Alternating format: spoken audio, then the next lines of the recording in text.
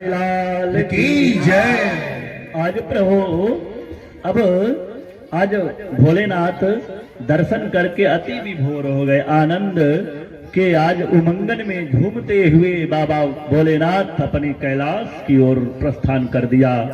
और एक दिन वही जब बात कर रहे थे मैया पार्वती से, तो कह रहे थे कि मैं और एक चोरी सुन गिरिजा अति दृढ़ मोरी, मैं एक चोरी किया हूं।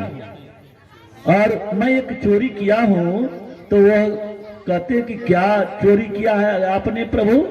हे स्वामी, तो वो जो बताते हैं कि जब मैं गया था मां जसोदा नहीं दिखा रही थी, वो तो कहो कि वो एक दासी आ गई और उसके कहने पर आज हमको दर्शन प्रभु का हो गया।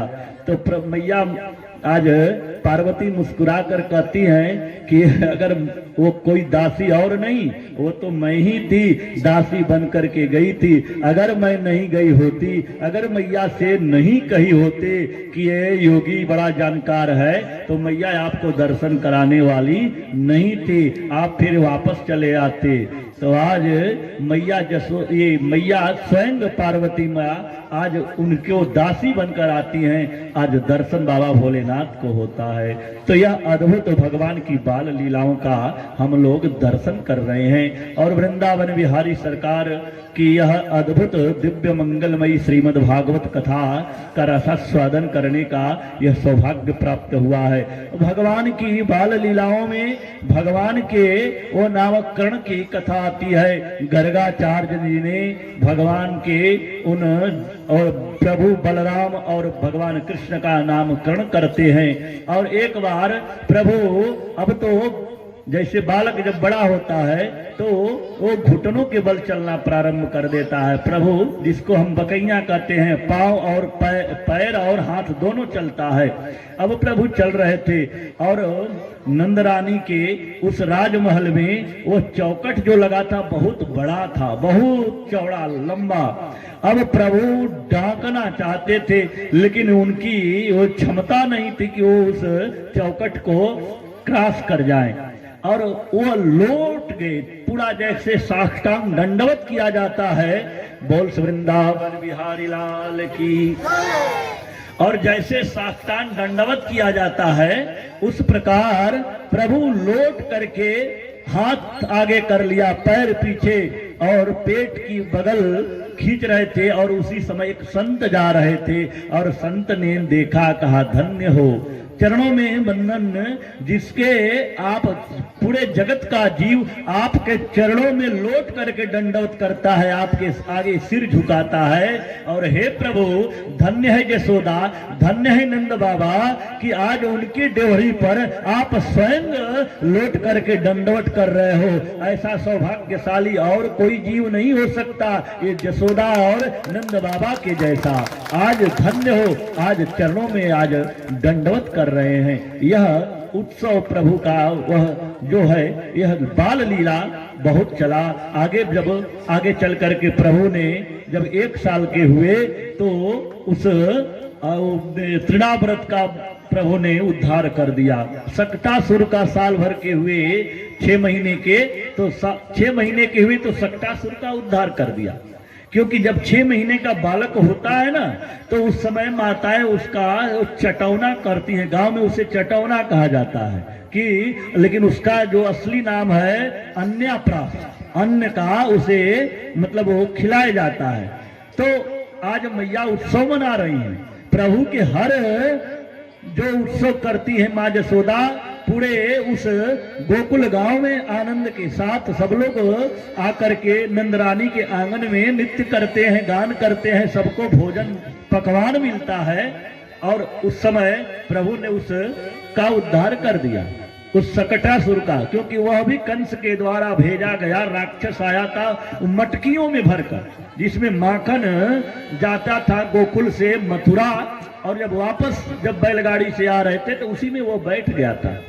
और जब आई सभी गोपियां, सभी वहां पर ग्वालिनी तो नित्य करने के लिए आंगन में, तो कहा मैया यशोदा से कि नंदरानी तेरा लाला बीच में सोया है आंगन में, हम लोग कैसे नित्य करेंगी, कैसे गायन करेंगी, तो क्या करें। मैया ने कहा अभी लाला को हटा देती हूँ। और उसी समय मैया ने एक सकट कहते हैं उस बैलगाड़ी को, बैलगाड़ी के इस पहिए में उस पालने को लटका देती है और उसी में प्रभु पड़े हुए हैं, पालने में झूल रहे हैं और इधर नित्य गान मंगल गीत हो रहा है। और उस प्रभु ने देखा कि इस सकटासुर मामा का भी उद्धार करना है, ये भी आए हुए हैं मथुरा से, तो इनका भी तो उद्धार कर दे।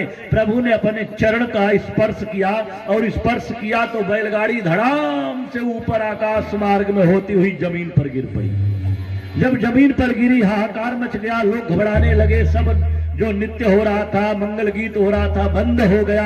मैया यशोदा गई लाला को, तो लाला प्रभु कृष्ण तो उसी पालने में पड़े हुए, कुछ नहीं। मैया गोद में उठा लेती है। वहां ग्वाल बाल खेल रहे थे, ग्वाल बालों ने कहा अरे मैया हमने देखा। कहा क्या देखा। कहा तेरा लाला अपने चरण से इस बैलगाड़ी को मार दिया। अब कौन 6 महीने के प्रभु थे, कौन विश्वास करेगा। मैया यशोदा कह रहे हैं कि अरे झूठा, कौन ऐसा छोरा तू झूठ बोलता है, 6 महीने का मेरा कन्हैया ऐसा काम कर सकता है, क्योंकि कोई नहीं जानता कि ये ब्रह्म है, ये परमात्मा है, भगवान है।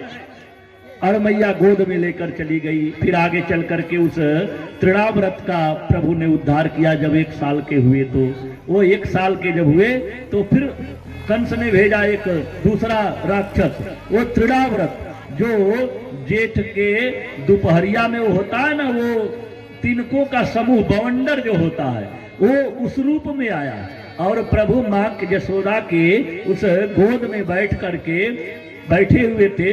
तब प्रभु ने देखा क्या हो, अभी आपका भी उद्धार कर देता हूं। और अपना वजन प्रभु ने बढ़ाना प्रारंभ कर दिया।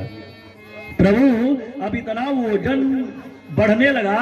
मैया यशोदा ने कहा कि लाला को बहुत देर से अपने गोद में रखी हूं, इसलिए थोड़ा ये हमारा पैर दुख रहा है। मैया ने पल पालने में सुलाकर चली जाती है और वह आता है प्रभु को तिनकों के समूह में बवंडर की तरफ प्रभु को पकड़ करके, अरे जकड़ करके आकाश मार्ग में लेकर उड़ जाता है। और जब उड़ जाता है प्रभु भी उसके कंधे पर बैठ जाते हैं। और जब थोड़ा दूर उड़ने के बाद उसे लगा कि मैं साल भर का बालक को लेकर के आया हूं कि लगता है कि कोई पहाड़ को उठा कर लेकर आया हूं। इतना वजन कहां से हो गया। अब प्रभु ने उतना वजन बढ़ाना प्रारंभ किया कि अब वो उसके चलने की उड़ने की सामर्थ्य नहीं रही। अब वो अपने को थक गया। प्रभु ने कहा अभी नहीं, अभी वो भ्रमण कराओ, हमें पूरे ब्रजमंडल का सैर कराओ, पता नहीं कब जहाज में बैठेंगे कि नहीं बैठेंगे, तब तक हमें इसी पर तुम जहाज के रूप में बनो और हमें उड़ लेकर के चलो। अब प्रभु ने उसके गर्दन को पकड़ा, जकड़ा और फिर उसके गला को दबाया, उसका भी प्राणांत हो गया, वह भी प्राण पखेरु हो गए। वह भी राक्षस चला गया।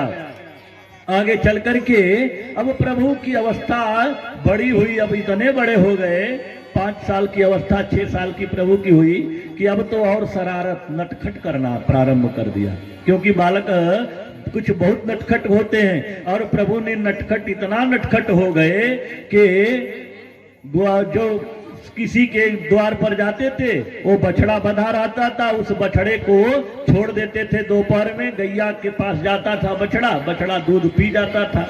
और जब वो ग्वालनी दूध दूहने के लिए शाम को जाती थी तो गैया पैर लात उठा देती थी, दूध ही नहीं देती थी। सब के सब परेशान थी लाला के इस व्यवहार से, सब के सब। और एक दिन अब सोच रही थी कि क्या करें। कभी कभी अपने माखन को वो रख करके वो ऊपर छीकों पर जाती थी। प्रभु आते थे अपने ग्वाल बालों के साथ, उनके माखन को खा करके और सब तितर बितर फेंक करके चले जाते थे।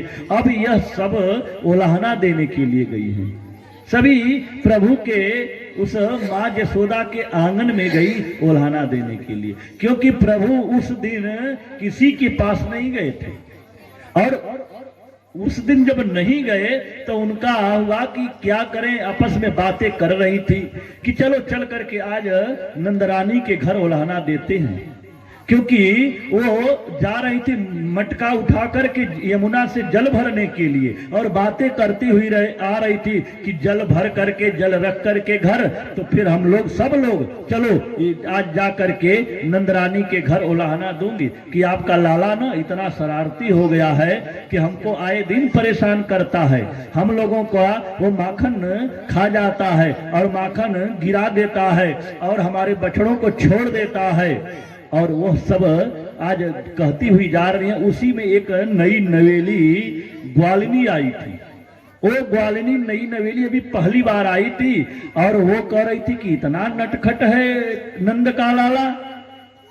कहा अभी तुम नहीं जानती हो ना, अभी आई हो, अभी पता चल जाएगा तुम्हें भी वो कितना नटखट है, कितना परेशान करता है। उस ग्वालिनी ने कहा कि अगर हमसे कभी पाला पड़ गया तो हम उसे समझा दूंगी। और प्रभु कदम के डाल पर अपने ग्वाल बालों के साथ बैठे हुए थे और ये नीचे से कहती हुई सब जा रही थी यमुना का जल भरने। प्रभु ने सुना और प्रभु ने इस आवाज को सुन करके कहा अपने ग्वाल बालों से कि भैया इस बार किसी के घर नहीं जाना है, बस यही जो नई आई है ना ग्वालिनी, इसी के घर जाना है। कहा ठीक है चलो। और प्रभु के जो ग्वाल बाल थे उनकी मंडली थी, उनका भी एक नाम था माखन चोर प्रचार मंडली। माखन चुराने के और प्रचार करने की वो मंडली बनी हुई थी, भगवान ने बनाया था। सभी सुदामा और अनेक सब ग्वाल बालों को लेकर के प्रभु ने आज उसके घर पर गए। वो तो जल भरने गई है, अब प्रभु गए उसके घर और गए और माखन ओखन अपने खाए, अपने ग्वाल बालों को खिलाए और खिला करके अब प्रभु जो बचा माखन उसके मेन द्वार पर उझील करके चले गए, लुक गए, सब छिप गए उसी के घर में। अब वो जल लेकर के जब आती है और आती है जल लेकर के तो अपना जो पैर जो रखती है पहला कदम अपने घर में, तब जो वही पैर रखती है वो माखन पर पड़ता है तो माखन पर पैर पड़ेगा तो बिछलेगा। और इतनी तेज से सरकी कि यहाँ से सरकी तो जा करके दूसरी दीवार में जाकर टकराई और सिर टकरा